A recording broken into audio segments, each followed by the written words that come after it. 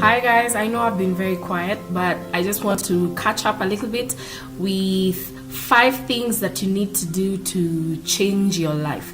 I do not ascribe to the aesthetic type of change. I ascribe to spiritual, emotional, and psychological change only because that kind of change lasts forever. And physical, that changes, and then when you get babies or when you get something or when you get sick and you're given some drugs and you can't work out, your body changes and then your emotions start flip-flopping. So I do not ascribe to that kind of change. So 5 steps to making you feel better. This is for all those people who have been stuck in a rut, self-esteem issues, disappointing behaviors, decisions that have made you feel bad about yourself. This is for you. So step 1, forgive and love yourself. I say forgive because a lot of times we tend to regret and blame ourselves for the decisions we've made. Okay, fine, so I was emotional, this guy broke up with me, this chick broke up with me, and so I ate myself into obesity or into being plus size, and suddenly I am too overweight. And now you can't get out, and so you hate yourself and you hate everyone else, and you think this person doesn't like you, or it was your fault that they did, and it was your fault that you're broke, and it was your fault that you're an alcoholic, and it's your fault that all of this and this and this, all these issues. It's a lot of these issues are not your fault. Honestly, if someone cheats on you, it's not your fault. If someone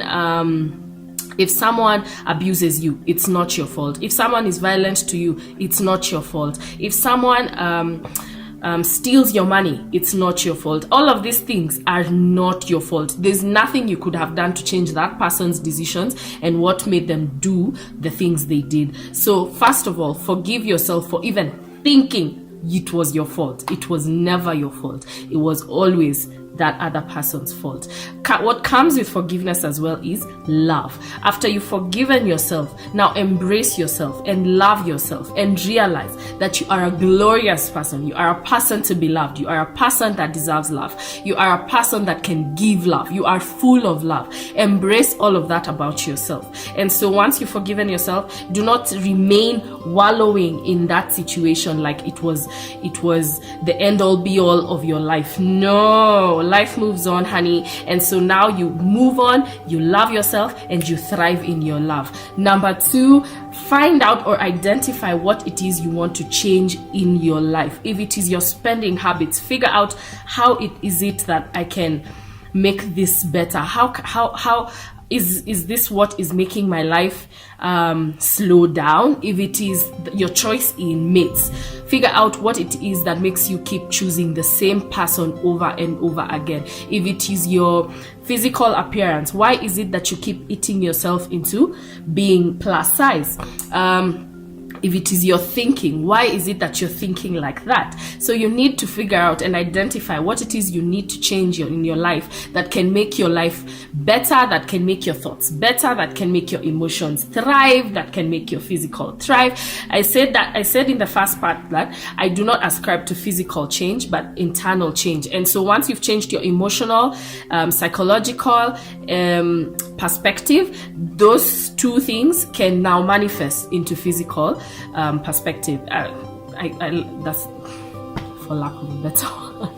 But anyway, those 2 things manifest physically. And so figure out what it is in your life that you want to change. And then number 3, change that thing. Figure out how you want to change it. If it is finances, how can I save to be better? What can I invest in? If it is the people you choose, I'm a Christian, so we cannot be equally yoked.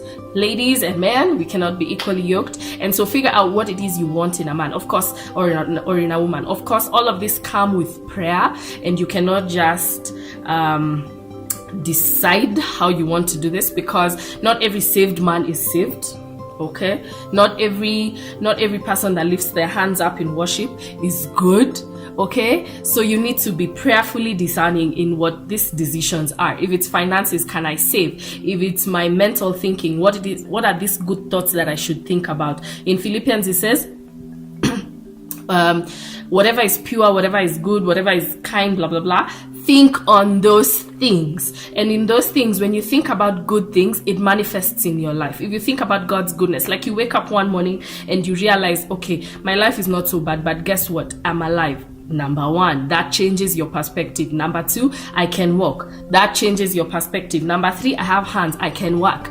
That changes your perspective. Number four, at least I have a roof over my head. That changes your perspective. There's a lot we need to be thankful for. And if we dwell on those things a lot of the time, it will manifest in our lives and it will bring joy and happiness with us. Number four, change that thing. Once you've identified what you need to change and figured out how to change it, change those things. Now figure out if it's to save, save. If it's to buy stock, buy it. If it's to buy government bonds, buy those. If it's to stop eating too much food, do that. If it's to start working out, do that. Do what it is that you need to do to make your internal life, internal person better, so that that person can manifest into this person we see.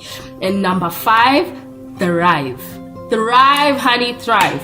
I want you to blow up in this world, be who you're meant to be who God created you to be. Financially, if you're a financier of the kingdom, thrive. If you are supposed to be like a fitness enthusiast, thrive. If you're supposed to be the greatest wife or husband that ever lived, thrive. Whatever it is that you set your mind to that is good and holy and glorifies my King, do it. Thrive, thrive, thrive. But do not wallow, do not stay in the same spot, do not remain in the same spot, but do what it is you need to do to become a glorious and better person. Always remember, you are important, you are loved, you are great, you are intelligent, you are extraordinary, you are everything the Bible says that you are. And fearfully and wonderfully is a whole holistic thing, and you have been created with so much reverence and so much respect from God, and you are wonderful, and He calls you wonderful. So you know what?